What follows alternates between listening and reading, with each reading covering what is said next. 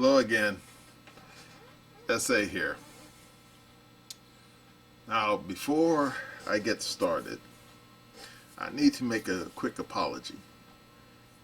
In a couple of my previous videos, I misspoke. For example, when I was talking about the murder of the people in that school shooting, the Christian school by that kooky trans, whatever that person was, I said Nevada when I was thinking Tennessee. Now, why did I make that mistake? I don't know. Maybe I was subconsciously thinking about going to Vegas and pissing away a bunch of money that I really don't have to spend on the roulette table. There you go. And the previous video about George Floyd, I kept vacillating back and forth between Minneapolis and Minnesota. Now, of course, anyone who lives there can probably tell the difference between the two. Someone who doesn't live there, well, the two names almost like merge into one, and therefore, if you're not watching your P's and Q's, you can easily flip back and forth. Now, of course, anyone watching that video probably thought I was drunk or something. Nope. My brothers, they're the drinkers in my family. And my father, he was a drinker too, until my mother made him stop. In fact, my mother told me that my father used to drink until when he was in the Army, and even after he had a tussle with some MPs that got himself shot in the leg, he still wouldn't stop drinking. But then after she married him, she made him stop. As for me, no. I don't drink and make videos. That's not how I roll. Now that I got those apologies aside, I'll promise you out there watching this video, I'll try to do better. Okay, now let's get started. Anyone who isn't living under a rock probably knows who Elon Musk is. And anyone who has a computer and an internet connection probably knows what Twitter is. Sorry, it's known as X now. Well, anyway, anyone who's paying attention probably has a pretty decent idea why Elon Musk bought Twitter and changed his name to X. And of course, according to Tim Pool, I know, I like the guy. It was all because of the Babylon Bee. The Babylon Bee made a joke. The clowns who were at Twitter didn't like the joke, and they basically locked up Babylon Bee's account and said, "You people are being naughty. Delete the joke and we'll open up your account." And Babylon Bee told them to go fuck themselves. Elon Musk, who likes the Babylon Bee, said, "You know what? I'll buy stock in a company and try to get them to change their mind." Didn't work, so he said, "Okay, I'll buy the company outright." And he did. And guess what? Babylon Bee's got their account back. Good for Babylon Bee. But unfortunately, Elon Musk created a whole lot of enemies. Lots of enemies. Indeed, right now he's being sued by the federal government. And for what? Wait for it. You ready? For not hiring illegal aliens to work at SpaceX. And you say, what? Yeah, precisely. And of course, Elon Musk already went to the federal courts and said this lawsuit's nonsense because a few short years before, he was trying to get visas for foreign workers to work at SpaceX, but the federal government, no, this was back under Trump, told them, nope, can't do that, because apparently, because SpaceX does have contracts with NASA, a federal agency, we can't have foreigners working for your company if your company has contracts with the federal government, uh, especially involving sensitive technology. And Elon Musk said, okay.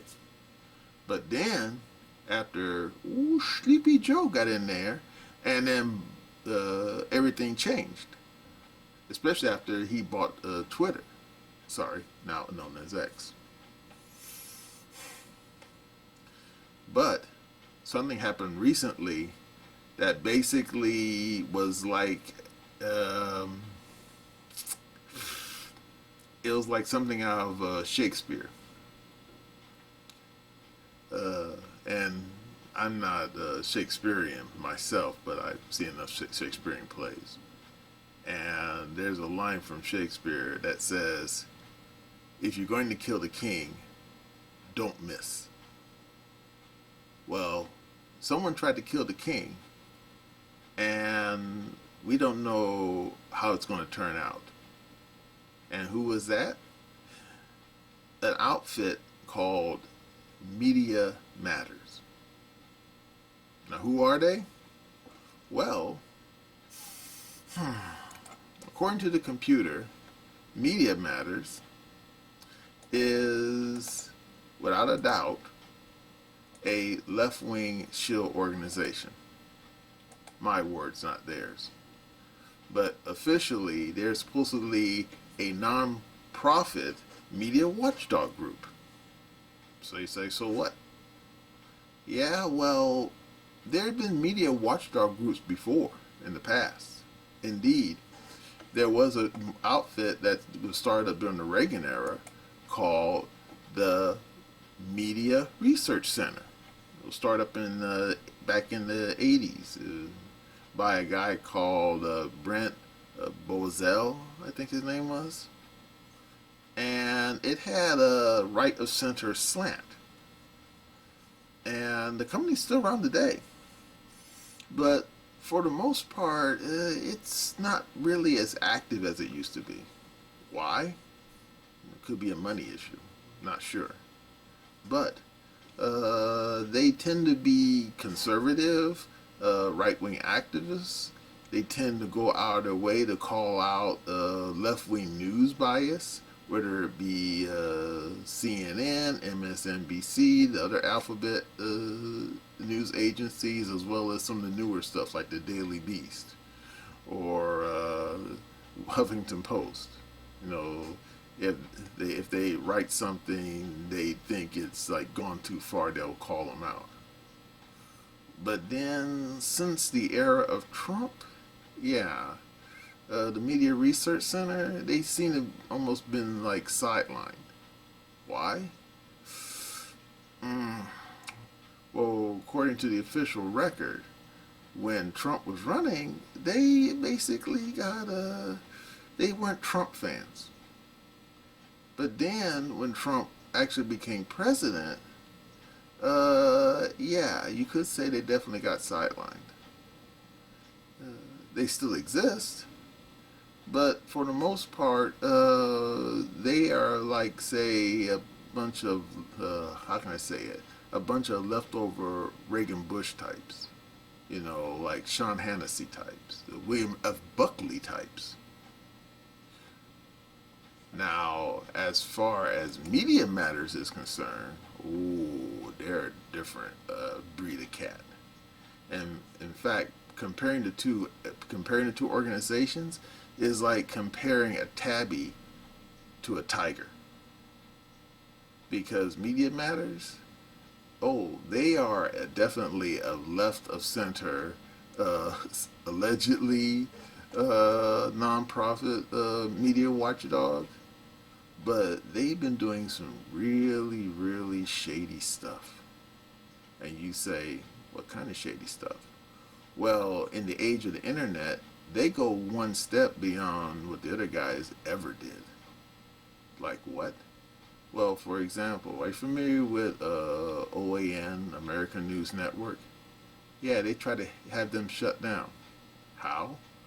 By going behind the back of the company and trying to get various cable operators as well as satellite dish operators, like Spectrum, to basically drop them. And they weren't the only ones. Are you familiar with Newsmax? Same thing. Media Matters tried to put them out of business too. And you're familiar with Tucker Carlson, right? Well, no. Media Matters were not behind Tucker Carlson's firing, although they definitely were behind getting most of his advertisers removed by constantly planting stories in NBC, CBS, PBS, CNN, MSNBC, and all the other alphabet networks claiming that Tucker Carlson was a neo-Nazi, a white supremacist, and you businesses shouldn't be advertising on his show. And for the most part, it worked. And anyone who was watching Tucker Carlson noticed that the only advertisements he regularly had on there was it the My Pillow guy? But apparently, Media Matters, they really got their dandruff up when Elon Musk bought Twitter and then kicked all the crazy leftists out of there. We're talking about you, Jack Dorsey. And they have been quietly conducting a smear campaign against Elon Musk and Twitter, which is now known as X. But what happened just recently, they went above and beyond anything they'd done before. And Elon Musk, he had basically had enough. In fact, anyone who remembers Star Trek First Contact, there's a great scene in there where Patrick Stewart, Jean-Luc Picard, was talking to Alfred Woodard about the Borg.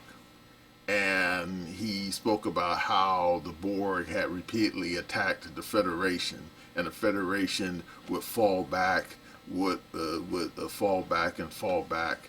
And then when the Borg finally attacked Earth, he basically got his dandruff up, or as we say in our neighborhood, got his nigger up, and basically said, that's it, no more. It ends here. Well, you could say that Elon Musk discovered his inner Jean-Luc Picard and said, okay, that's enough, it ends here. And then you say, what did Media Matters do that basically got on Elon Musk's last nerve? Well, apparently they went out of their way to reach out to several businesses claiming that Elon Musk was pushing neo-Nazi and white supremacist material on X. And you say, well, that's their stock and trade. They accuse everyone of being a neo-Nazi and white supremacist. Yes, but Media Matters went one step further. It's one thing to accuse someone of a neo-Nazi white supremacist. It's another thing to fabricate evidence. And according to Elon Musk, that's exactly what Media Matters did. And he basically said, that's it. And according to the official records that were filed in Texas, yes, United States District Court for Northern Texas, Fourth Worth Division.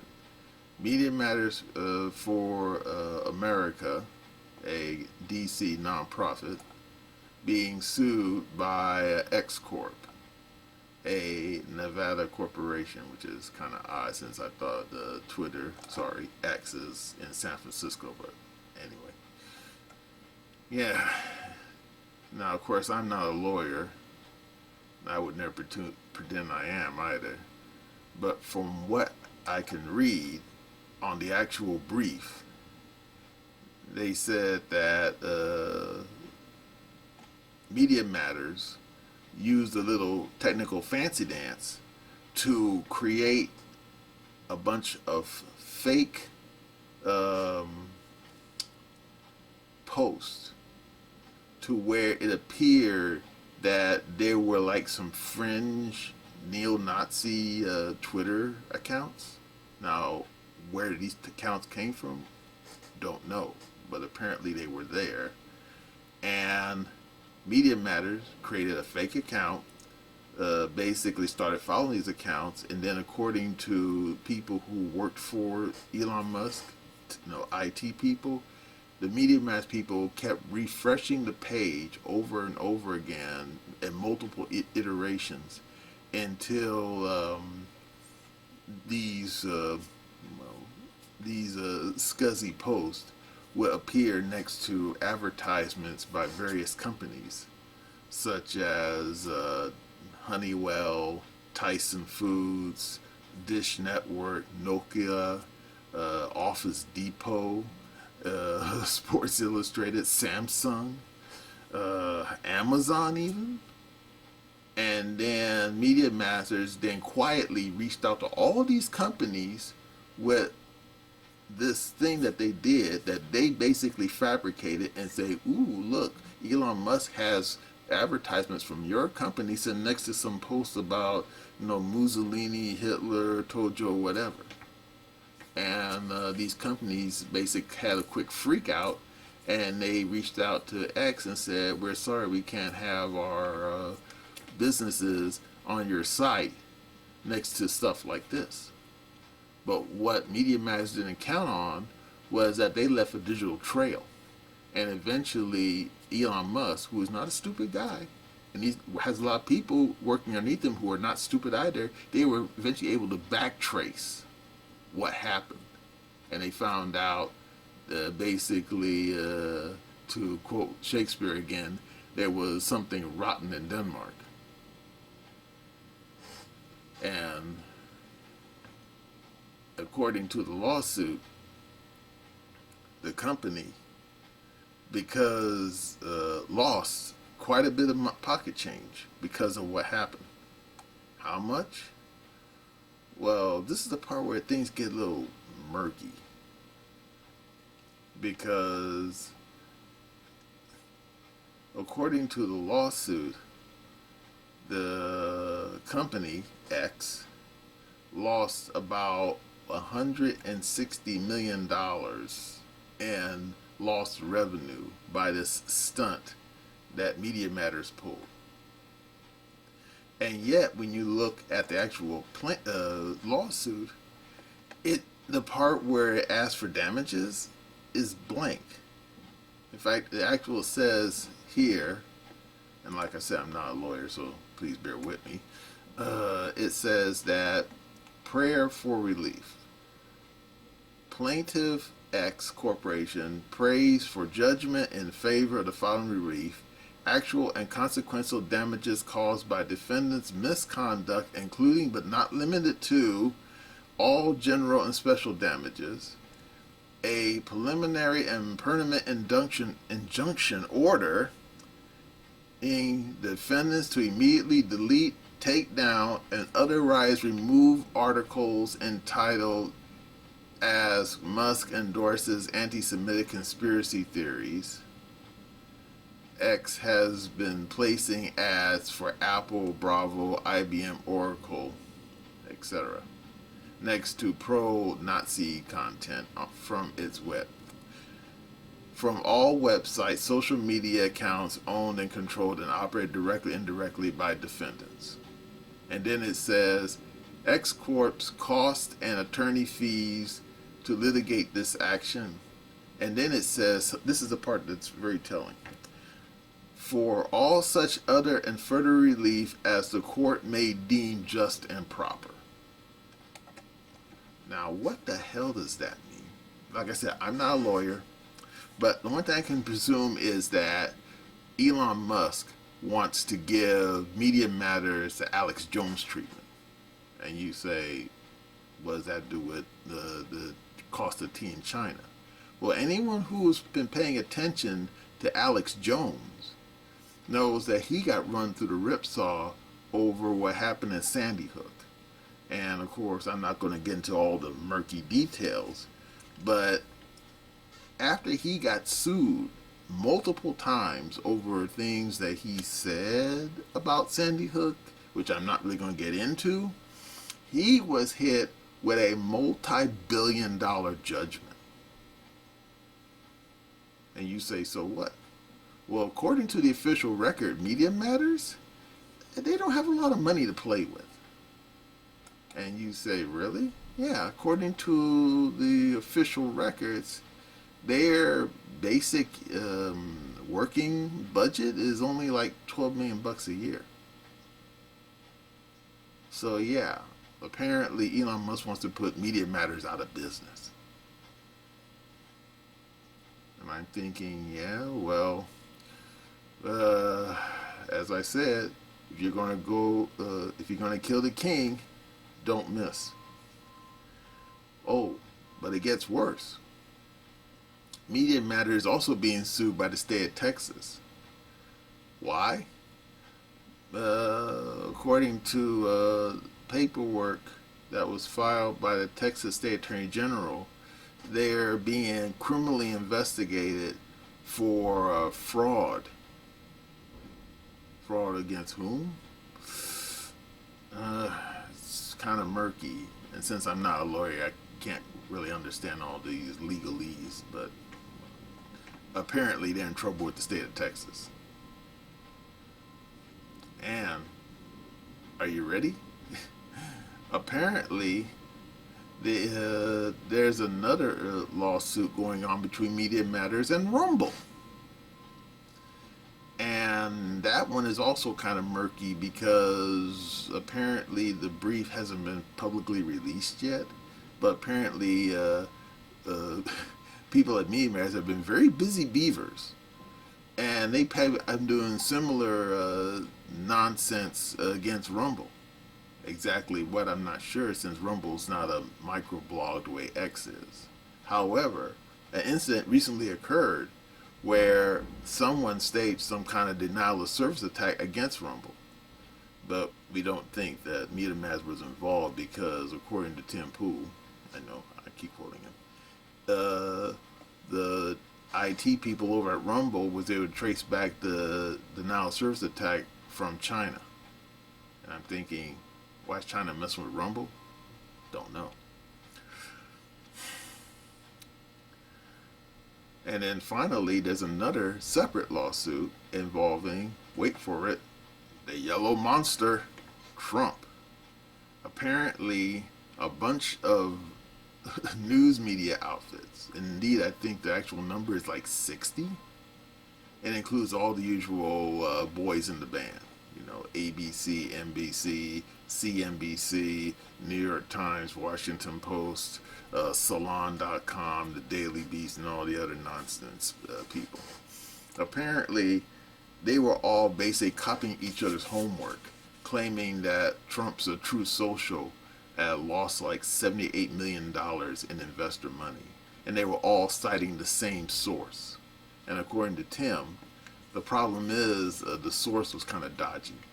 It was some kind of document released through, I think it was what they call a SAC.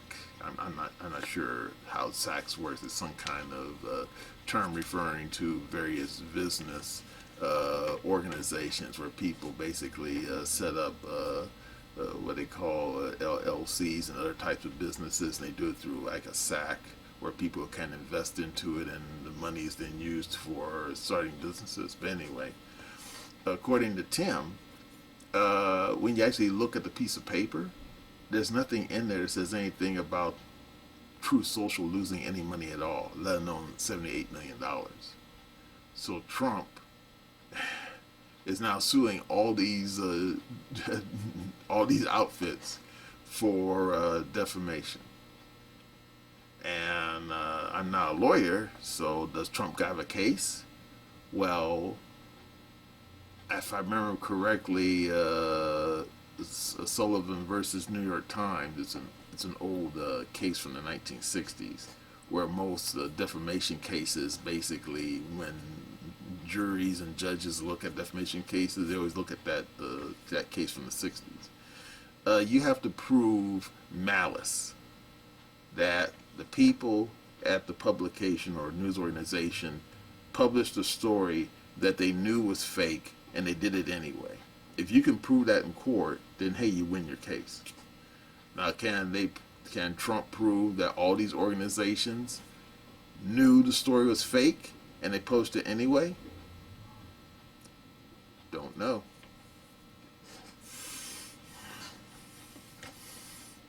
So what does it all mean to you and me? Well, if you don't have an X account, and if you don't watch Rumble, and if you don't use True Social, well, I guess it means nothing to you. But for everybody else, I think this is going to be a very, very big deal. Because according to Tim, I know I keep quoting the guy, what can I say? This is all part of a bigger struggle. What is that struggle? Well, before going any further, I have to tell you something. Do you find that internet porn and OnlyFans isn't what it's cracked up to be after all? Do you feel that the whole world has gone crazy and you just want it to go away and leave you alone and you have no way of making it happen? Well, guess what? I got a deal for you. Hello there, SA here. And when I'm not making a fool of myself saying what I really think on a computer, I'm also a published author, and I got a deal for you. Glitch, a precarious duo, and Glitch, the future is unwritten. And right now, they're both on sale for 99 cents. That's right, no bullshit. And the sale is good through Black Friday. That way, if you're too bloated with turkey, it's okay. You can wait an extra day to blow your money. Now, I'll give you the quick elevator pitch. That way I won't bore you with the details. Sandra is a 15-year-old fashion model with a lot of problems.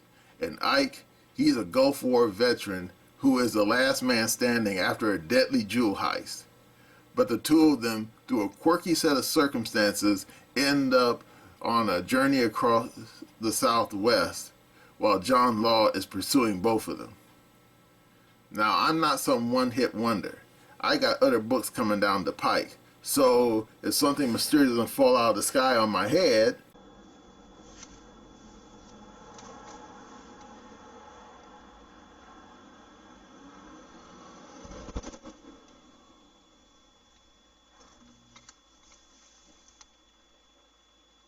you'll be seeing those books too. Now let's get back to the video. Okay, now I got that quick business over.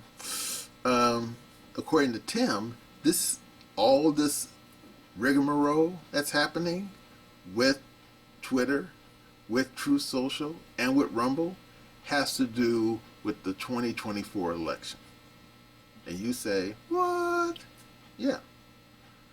Because according to Tim, back during the last presidential election, Rumble technically didn't exist. Twitter was under control of Jack Dorsey, and it was totally bought and paid for by radical leftists. And of course, if you remember the Twitter files, it was taking their direct marching orders from the FBI and the CIA. And of course, True Social didn't exist either. However, in the years since then, the landscape has changed. Twitter is no longer in control of Jack Dorsey. It's not taking any orders from the FBI, the CIA, and the other security agencies. And Rumble is a thing now, and so is True Social. And since the people who got Joe Biden into the White House, according to Tim, are fearful that because they've lost control of Twitter and that there's these new social media sites that they have no control over, they cannot manipulate ordinary Joes like you and me to vote for Joe Biden again.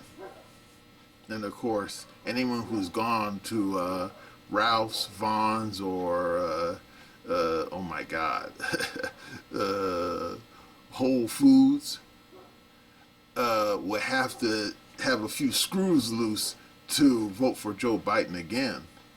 I mean, have you been to Whole Foods? I've been to Whole Foods. And it's the only place I know of in the universe where you can go in there and find a package of 6 croissants. Oh, the croissants look yummy. I mean, all nice golden brown, very flaky.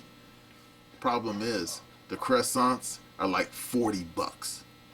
And you say, oh, yeah, I know. It gives me acid reflux to think about it too. Especially when I know for a fact that before Joe Biden became president, those croissants were about $20. And you say, $20 is kind of high. Yeah, but $40 is worse. Especially when you can go to Food for Less and find some similar croissants for only $8.99. And you say, that doesn't sound too bad. Yeah, well, there you go. But some people want to go to Whole Foods. So there you go. So yeah, you have to have a screw loose to give Biden 4 years with prices like that. But regardless of that, these people in the deep state, as well as the left-wing media, talking about you, Joe Scarborough, and you, Joy Reid, yeah, clowns like that.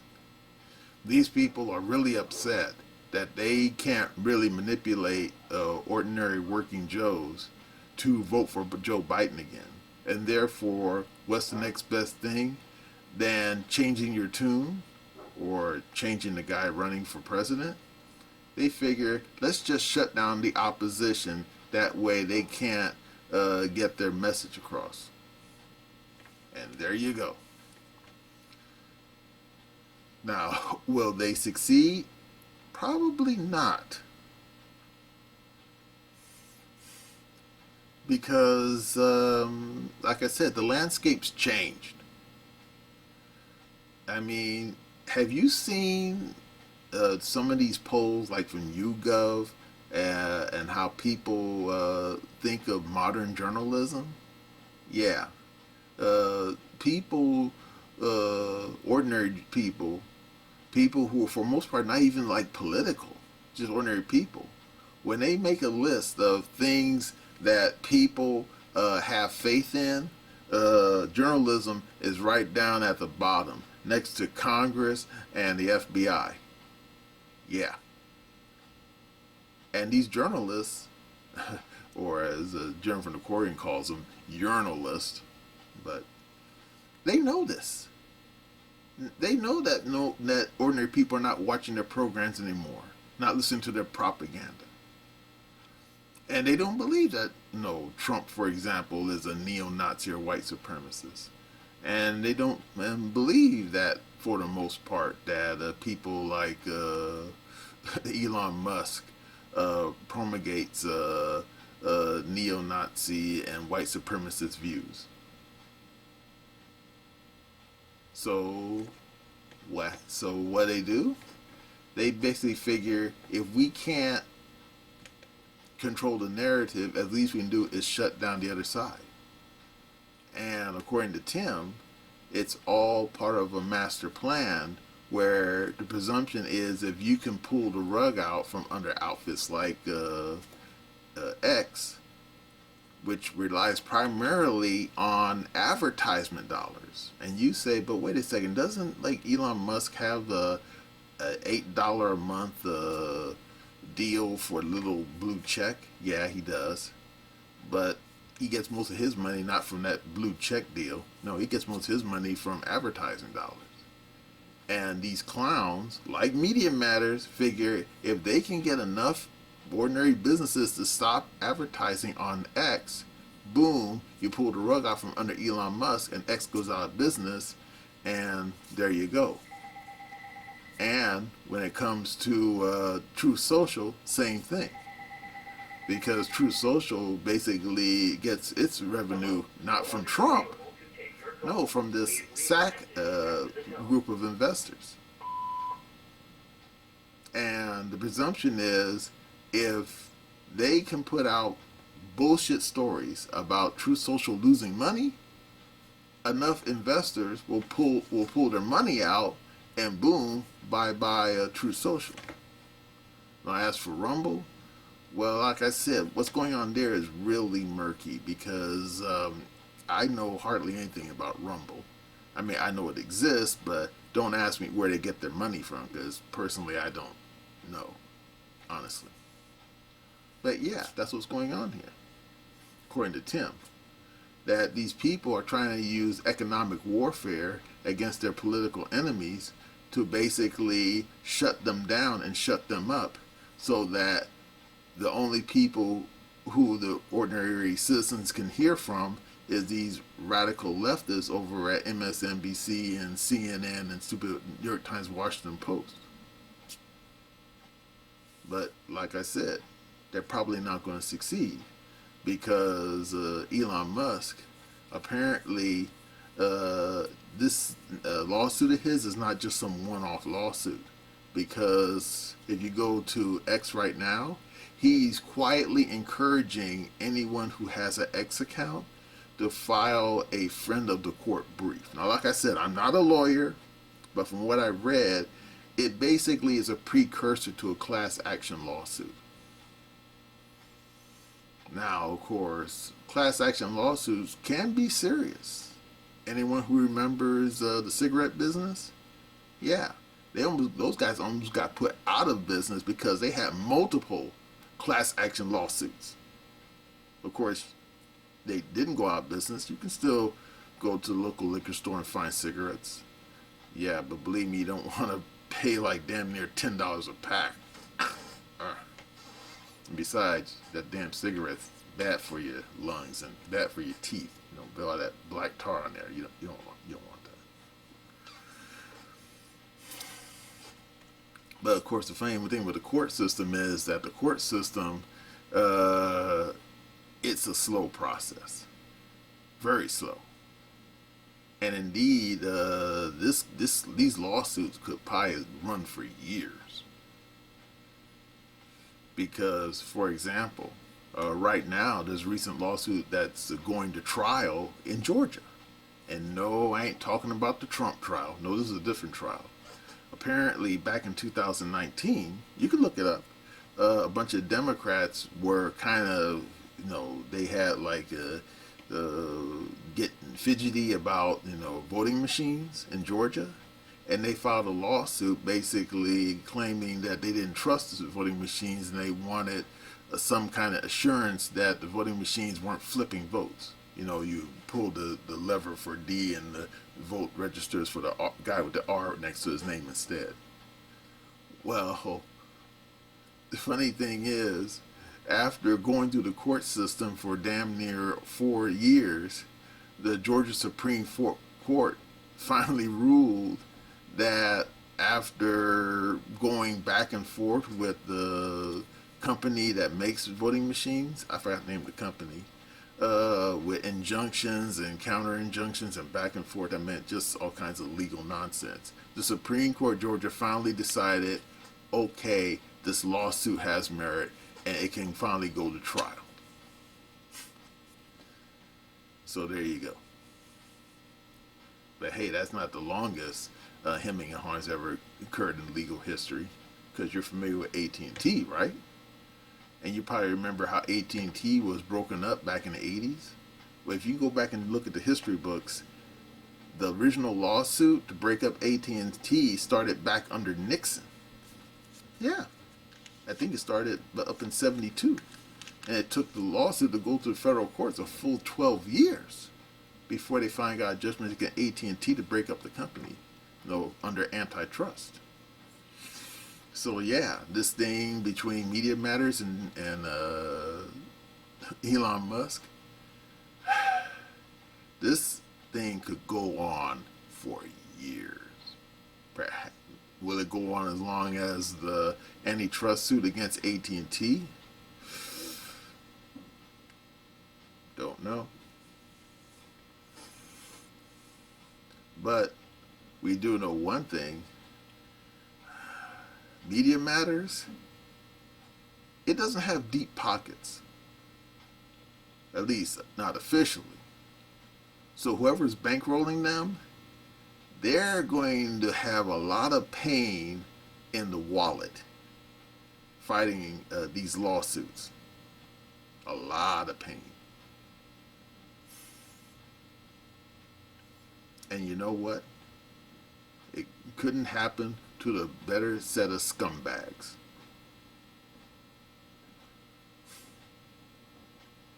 So yeah, ladies and children, it may seem like it's about money, but in the end, it's all about politics. Yep. Certainly is.